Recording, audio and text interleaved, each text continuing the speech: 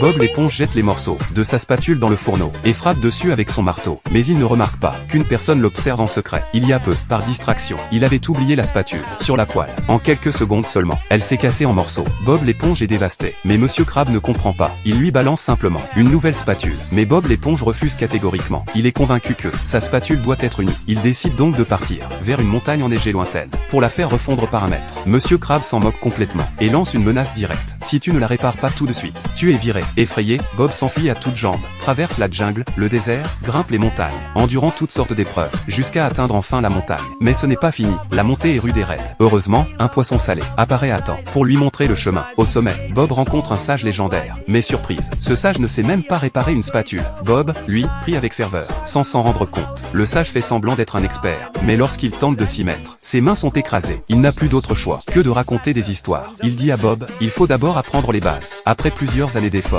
Bob réussit enfin. Il commence à forger sa nouvelle spatule lui-même. Après 81 coups de marteau, la spatule est enfin prête. Il se téléporte aussitôt au crabe croustillant, prêt à montrer ses talents. Mais au moment de retourner, le premier crabe y pâtit. La spatule se casse de nouveau. À ce moment crucial, Bob se souvient des paroles du sage. Et en une seconde, il transforme ses mains directement en spatule.